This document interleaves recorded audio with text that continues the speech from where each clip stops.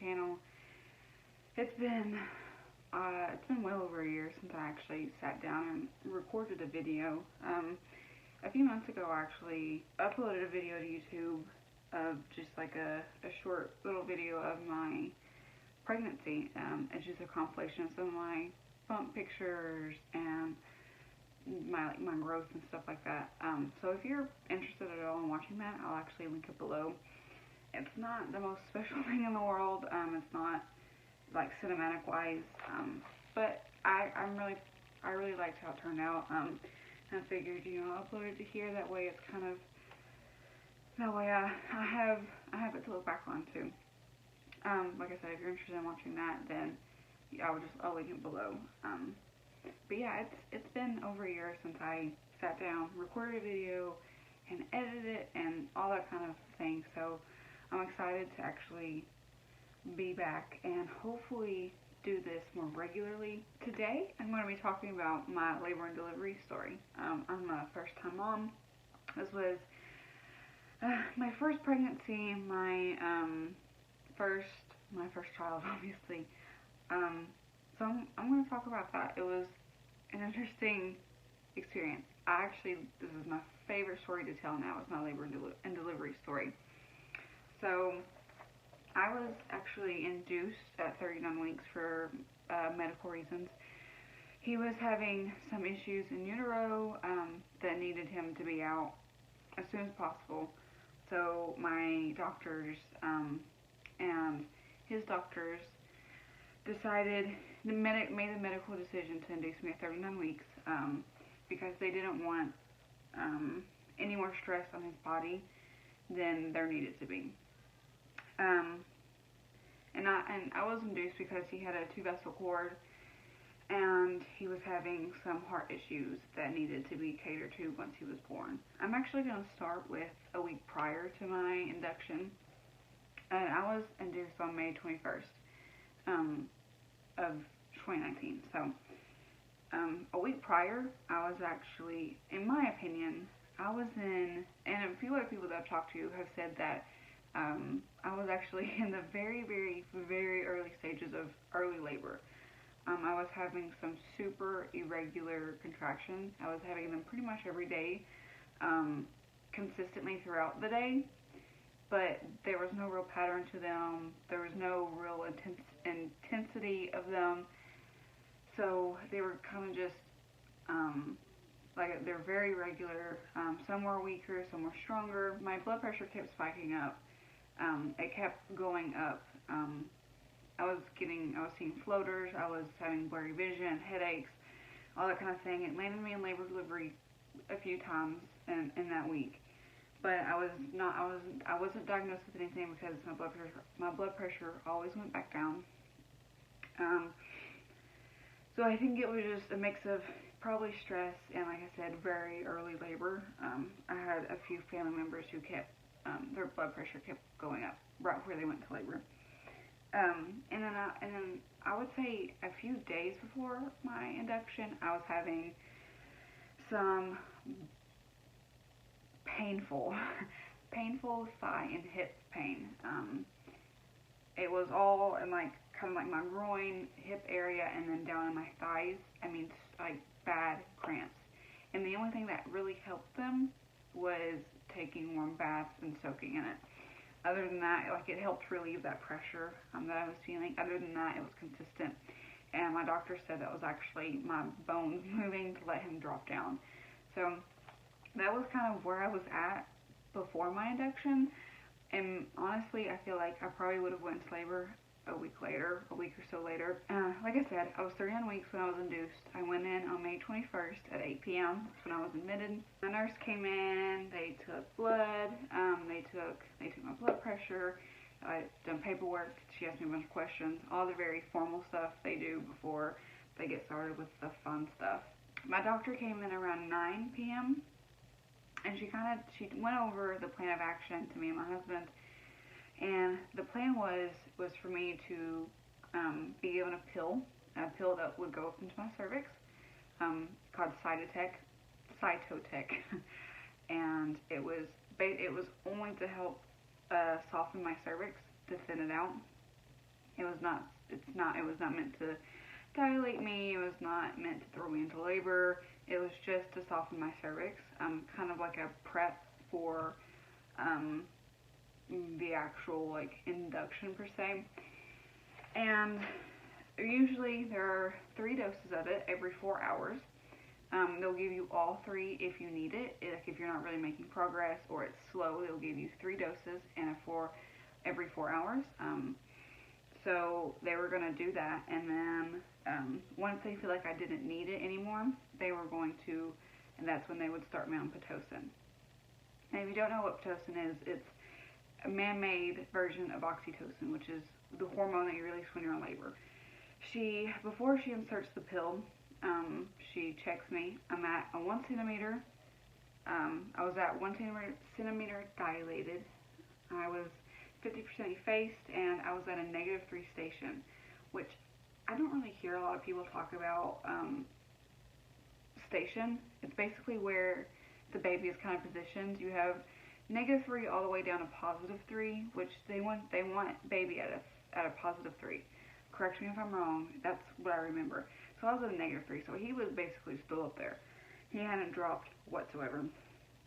So I wasn't very far along at all, unfortunately. I was hoping I'd be a little further along than that, but so she checked me to kind of see where we were starting at, and then she puts the pill in my cervix, and then she goes ahead and strips my membranes, which when you're at a 1 centimeter, it's not fun. Did not feel very good. She said, you know, she'll come and check on me in 4 hours. I had to lay flat on the bed for an hour so that pill can dissolve, and so it can do its thing. After that hour, I was able to get up, walk around, use the restroom, just whatever I feel like I needed to do. And during that hour, they monitored me and baby, his heartbeat. And then once the hour was up, like I said, I was able to just walk around, do whatever.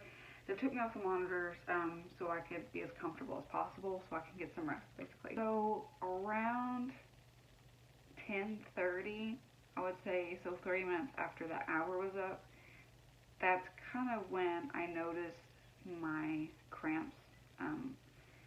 I made a comment to my nurse. I'm like, ooh, my cramps are getting bad. And she goes, well, what do you mean? And I said, I mean, it's not uncommon for me to, you know, get cramps after someone is up in my business. And she was like, well, and she asked me, she was like, are they regular? Are they coming and going? I'm like, I don't know. I've not really been paying that much attention to them. She goes, okay, I'm going to hook you back up and watch to see if they're contractions. And I just want you to see if they're coming and going, or if they're getting more intense. I'm like, okay, gotcha. So that 30 minutes, I was hooked up, and I made a note, obviously, to pay attention to them. And they were definitely coming and going. They weren't consistent at all. Like, it wasn't a consistent pain. They were coming and going. And she comes in after that 30 minutes. She goes, you're definitely having contractions. And I'm like, yeah, they're coming and going pretty solid. And I'm like, they're also pretty painful. And at that point, it was all in my back, the contractions. All of the pain was in my back. And she goes, okay, you know, I'm going to keep you hooked up just for a little bit. And I'm going to come in here every so often to check on you. That's kind of when things got real. The contractions were getting worse as time went on. Like I said, they were all on my back. And it was awful. That was awful. And I can't even describe that feeling. It was almost like a tightening in my back. But then I was also getting tightening in my belly as well, obviously, which is what a contraction is. But there wasn't any pain in my belly. It was just the tightening and then releasing. And I felt like that in my back along with the pain. My nurse would come in about every 30 minutes and hook a monitor up to my belly to kind of watch his heart rate for a minute. And I told her, I'm like, these are getting painful. Like, I'm in a lot of pain. And she goes, okay, well, I can give you a painkiller if you want. And I said, yes, please, God, please give me this painkiller. And so she gives me a painkiller through my IV, which if you didn't know, you can get a painkiller that is not the epidural. So if you're wanting relief but you don't want your epidural, I would definitely ask for a painkiller through your IV. That saved me so much. Because not only did it take away the pain, it made me I black out afterwards. It made me incredibly drowsy. I actually slept all the way up until my doctor came back in at 1 a.m. after those 4 hours were up. And she was pretty well impressed with my progress. She was not expecting me to actually be thrown into labor. My doctor texted me at 1 a.m. I am at a 3 centimeter dilated. I'm still 50% effaced and at a -2 station. So he had dropped. So he had dropped a little bit, and I have progressed 2 centimeters in that 4 hours. So she goes. She decides to not continue the Cytotec anymore. She said that I don't need it, but we're gonna go ahead and start Pitocin because I'm having pretty regular contractions, but they were coming every 5 to 7 minutes, and she said that she wants them to be as consistent as possible. So they start me on the lowest dose of Pitocin. They didn't do anything crazy. They said that I didn't need it. And once that kind of kicked in and that got going, that's when my contractions, obviously my painkiller through my IV had wore off by then. So I was feeling everything, and it was, once that Pitocin kicked in, it got really real. My contractions were painful. It was, the only way I know how to describe them, the contractions were a mix between like a very bad stomach ache and a period cramp. And of course you get the tightening in your belly, and I was feeling them all around my back, my belly, kind of down into my groin. Like it took over my body. And when they say contractions, real contractions, that is true. That is very true, because it's very obvious that they're getting stronger and that they're coming frequently. Because I always thought, oh, there's no way, first time pregnant, I won't ever know my contractions. And even if I weren't in the hospital, these would have been point blank, like, these are contractions, I'm in labor. Because one after the other, they were getting more painful. Like, it did not stop. And even between my contractions, I still had like a lingering pain. It was almost like a buzz in my body. Once they got so bad, I wasn't even like trying to do anything. Like, my body just instinctively, I started vocalizing it all, oohing and awing and breathing through them, and because there was nothing else you could do. For me at least, like I have never really dealt with a lot of pain, like physical pain, so I don't really know how to deal with it.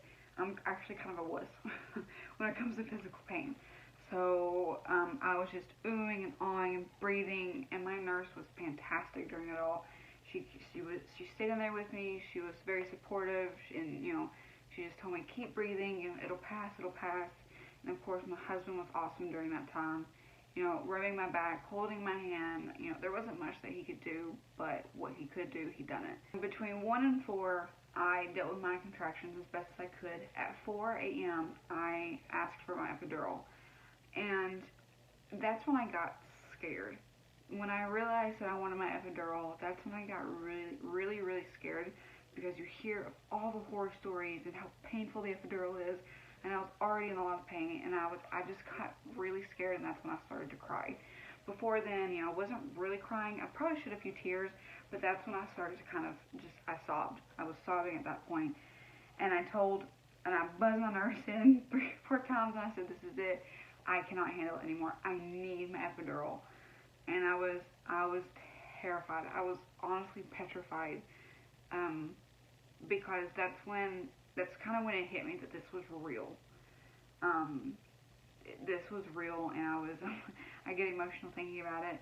Like, this is real, and I'm going through this, and I got really scared because A, I was in a lot of pain, and B, the epidural really freaked me out. And I'm not someone that is against medical intervention. Not at all. Like, I've never been against getting the epidural. I've never been against getting induced. I've never been against any kind of painkiller. So at 4 a.m. I asked for it, and I didn't get it until 5 a.m. because they were with another woman, and they came straight to me after they were done. And so at 5, before I got my epidural, because that was actually the 4-hour mark, I was at 5 centimeters dilated, I was 90% effaced, and I was still at a -2 station. So I was really progressing. So I was basically I was roughly dilating 2 centimeters every 4 hours. That was kind of the pattern that was going. After she gets done checking me, they gave me the epidural, and that was, I remember vividly, in the middle of the night, hunkered over, and then just sticking this big needle in my spine. They allowed my husband to stay in there. I know a lot of hospitals don't allow anyone to be in there during it, but they were like, no, you stay in here, I'll hold her hand. And I basically used him as support during it. And I'll tell you what, epidural, it was nothing at all. My contractions were so bad at that point that I couldn't even feel it. I didn't feel anything when it came to my epidural. And they kept asking me, like, oh, what do you feel on this side, or do you feel in the middle? And I'm like, I don't have a single idea, because I'm having contractions that literally are rocking my soul. It was awful. But in hindsight, the epidural was nothing to me. Was honestly, was nothing. They were done probably within an hour. They were kind of annoying me, and this is not their fault at all. This is just their job. Kept constantly asking me questions, and I couldn't even concentrate because my contractions were just one after the other. I was just basically in a constant state of pain at that point. My epidural clicked in basically immediately, because they gave me something along with it to make it where it was immediate instead of gradually numbing me. Kicked in and gave me my button where I could push it to get more epidural. I fell asleep, but didn't stay asleep. I kept waking up about every 30 minutes or so, just because people were coming in and out, and I think at that point I was getting pretty anxious, because I knew I was getting further along, so I knew it wasn't very much longer. I slept basically from then until when day and night shift switched, because during that I had night shift doctors and nurses. So 7, I believe, is when they started to switch. My night nurse and night doctor actually came in to say goodbye.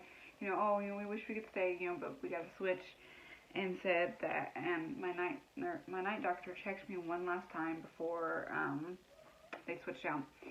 And I was actually 100% dilated, 100% effaced, and at a 0 station.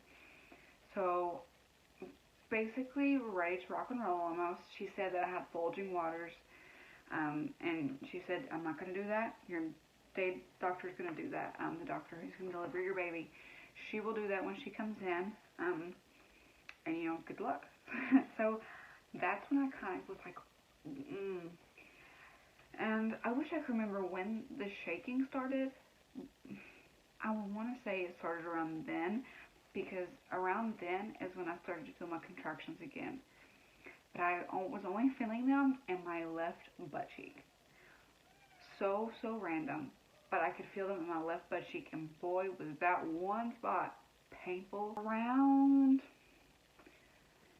I think around 8 a.m. is when the doctor who delivered my baby came in, introduced herself. The nurses came in and introduced themselves, and there was also a student there as well, like a intern or whatever, and they were both all amazing. That's the one thing I can say, is that every single doctor and nurse I had during my entire hospital stay were absolutely fantastic. I mean, phenomenal.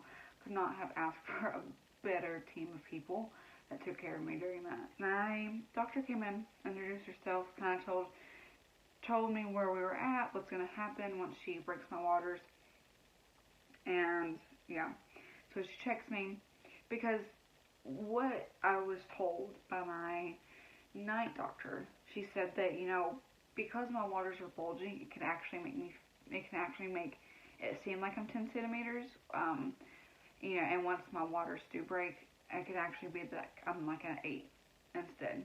So, so basically she checks me, I mean like barely touches me and my water just gushes out of me. It honestly scared me.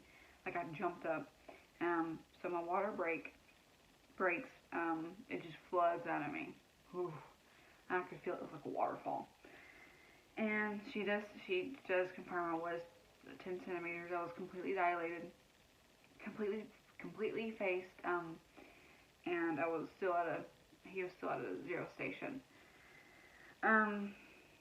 So she told me, you know, in about 30 minutes roughly, could take longer, that I will probably start feeling the need to push, and it's gonna feel like pressure, like a lot of pressure down there. I'm like, okay, you know, just kind of sit and wait and see. And I told them, you know, about my epidural, you know, not really working, it wasn't doing much, and they're like, and they kept pushing it, and they're like, we'll come in 5 minutes and see. Nothing ever came of that, FYI. Like, it just never started working again for me. 10 minutes later, I started to feel that pressure, and it was just during my contractions. And it felt like, at first, it was kind of like a sharp, I mean, like, yeah, like you need to poop, like, kind of, like, you need, like, I can probably wait a minute, but I need to poop. And sorry, this is very TMI, but labor and delivery is very TMI. So I'm gonna just say it like it is. It was just during my contractions, no big deal. I just made a note to my nurse, like, oh, I'm already kind of, I think, feeling that. And she goes, okay, you know, let me know when it's like constant and does not go away. And I said, okay. And then it just slowly got worse and worse and worse, and then it started to get where it wasn't just during my contractions, it was just constant. And then it just, the feeling got more intense to the point where, like, I was kind of like, I have to push. Like, this pressure is so intense and so painful that I gotta relieve myself.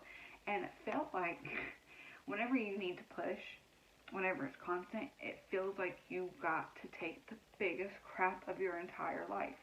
Like, it feels like you gotta poop, and you gotta do it now. Like, there's no holding it, there's no waiting, you gotta do it now to relieve yourself. So I told my nurse that, I'm like, look, I gotta push right now. It's awful. And I'm crying at that point. And I'm like, I gotta do it. And she goes, okay, well, let's put your legs in the stirrups, whatever they're called, and let's push. And I'm like, okay, because to them, I think they thought that it was gonna take a while for me to pop them out. So I said, okay, cool. We get me up in position, and she tells me kind of what to do, how to do it, and so I do it, and she goes, and I push once, and I push once, and he's crowning.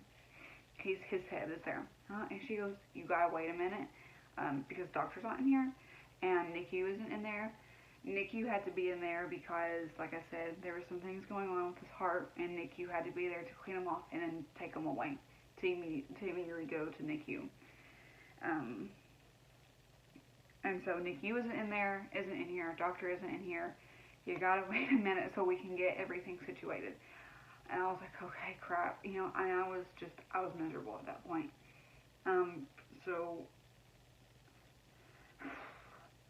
So during at least 3 or 4 contractions, I had to wait, and like I almost started pushing on my own because it got really, really bad, and I was really scared of him, like it infecting him in some way, because he sat in the birth canal for a while. I mean, 3 or 4 contractions, and at that point they were coming like every 2 minutes. I don't know for that for sure. And I was starting to get scared that something was going to happen to him. And finally, the doctor came in and she goes, look, you can go. I've called NICU. I'm waiting for them to call me back, but you can go ahead and start pushing if you want. And I'm like, yes, please. Throw my legs up and I just go for it. Like, there was no hesitation on my part. I'm getting emotional thinking about it. But there was no hesitation on my part.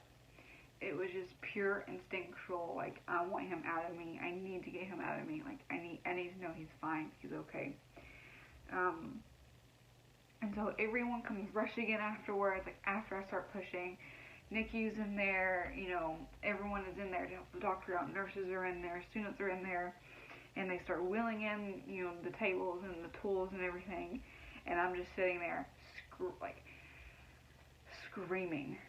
Not in pain. I didn't feel an ounce of pain besides my contractions in my one butt cheek. But at that point, wasn't even paying attention to that. But the most amazing thing happened during delivering him, was I felt no pain, but I felt him coming out of me. I could feel his head come out. I could feel the shape of his head. I could feel his shoulders coming out. And then I could feel his arms, his hands, and I could feel his legs, like the slenderness of them. I could feel it all, but there was no pain at all. It was just, I could feel it, and it made it so easy to push. And, during my pushing, it was, like, he was coming so quickly that I had to just get him out. There was no time for them to, like, help stretch me out or anything. He just had to come out. Like, he came very quickly. And when I say it was just pure determination, it was pure determination and, like, a warrior cry, honestly. I was screaming from just the effort I was putting in to get him out as quickly as possible. And I remember that scream. It was like a mix between a grunt, like a really loud grunt, and me yelling. Like I said, it wasn't from pain. It wasn't, from anything. It was just me summoning strength and me vocalizing that. I remember that very vividly, and it was amazing. It was my proudest moment. I'm sorry. It was my proudest moment. I'm very proud of myself for doing that, because I always thought I would never be able to do that. And it's a moment I will always remember. During that time, everyone's doing, you're doing fantastic. You're doing great. You got this. One more push. And he was out in like 5 minutes. So roughly like 3 pushes, and he was out. And it was, he like,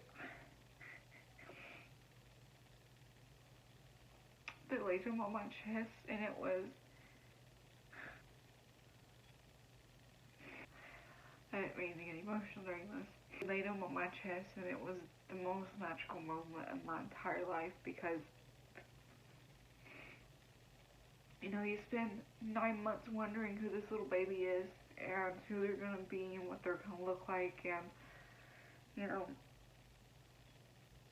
you dream about the moment that you deliver them, but you never really think, I'm going to be there. Like, you never think it's going to come, because it just, at the end, it just seems like it's so long. Pregnancy is so long.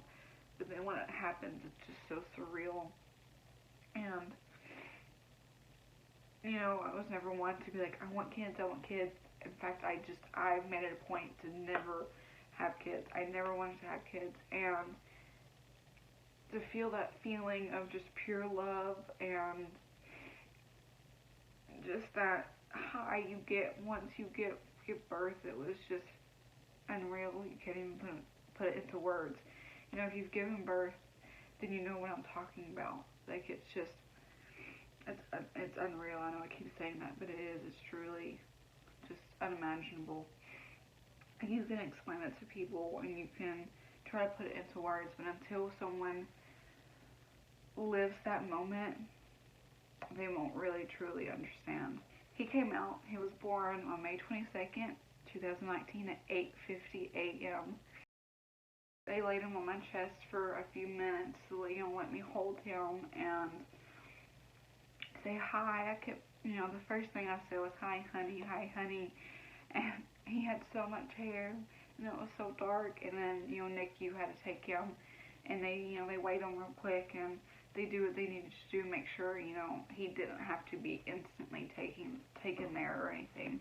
And he was okay for them to, like, let me, you know, they swallowed him up and they let me hold him for a few minutes before they had to take him down to NICU. Cry. Little baby, little newborn cry, fresh out of the womb cry, and it was just, like, it was like an out-of-body experience, honestly, to hold a baby that you grew for 9 months and you finally get to meet them. It was truly an out-of-body experience for me. NICU took him down. The NICU team took him down to NICU, and after that, you know, they focused on me. I delivered the placenta, and that feels like more pressure, like you gotta poop again, and it's not as bad. And that thing just slips right out. You give it a little push and it just comes right out. I had a 2nd degree tear. I guess I didn't feel anything. I didn't feel me tearing at all. Like, I honestly had no pain, so I thought, you know, fantastic. I didn't tear at all. Lies. They stitched me up. And my parents finally showed up. That's so funny. My parents were actually on their way down while I was in labor, and they missed me by like 5 minutes because my mom wanted to be in there when I gave birth, and they missed it by 5 minutes. So they showed up after that, and my husband actually followed our baby down to NICU since he was allowed to. So I'm like, don't even worry about me. Stay with him, please. So he stayed with him as when he went to NICU. He weighed 8.2 pounds. He was 20.8 inches. He had dark hair, you know, tan skin. He takes that after his daddy. And he was the most beautiful baby I've ever seen. You know, of course he's mine, and I'm going to think that, but he truly was. Other than his heart issues, you know, he was a perfectly healthy baby. You know, if I had to redo it again, I don't think there's anything I would have ever changed about my induction or my labor and delivery journey. You know, of course I wish I could have went naturally, because that's just, you know, that's just the traditional, well, it's not traditional, you know, you just wish you could go naturally, but, you know, I don't have anything against inductions, and I know there's a lot of negative stories about inductions. So I thought I would just kind of put it out there that my induction was great. It really was. Like, it could not probably have went better. I had a 12-hour labor. Just 10 minutes shy of 12 hours. That's my labor and delivery story. You know, like I said, it's one of my favorite stories to tell. And I just want people to know that it is possible to have a positive induction, to have a good induction. It's not something to be scared of. Of course, if you want a natural birth, advocate for that. But it's not all scary, and it's not all negative. So I just wanted to put that out there. If you want I plan on making a video about my baby's heart condition. He does have CHD, which is congenital heart defect or disease. Thank you for watching, and if you want to see that video of my baby's heart defect, and a video about postpartum and, you know, different things like that, then just let me know. Like I said, I really want to get back into this, you know, just as kind of like a hobby, because, and it would be a great thing to do while my baby is, like, in the hospital and stuff like that. So, I do hope to make this a pretty routine thing, uploading once a week at least, and, you know, and just kind of share my story and his story and my life, because I mean, I have a very exciting life, but, you know, I do have things to say and to share that I want to share. So I hope to make this a pretty routine thing for me. Thank you for watching. You know, if you want to give this a like, subscribe, share this video if you want, leave a comment, whatever you want to do. If you don't want to do anything, then that's your prerogative. It would mean a lot. Just you watching this video means a lot. So, thank you for watching, and I'll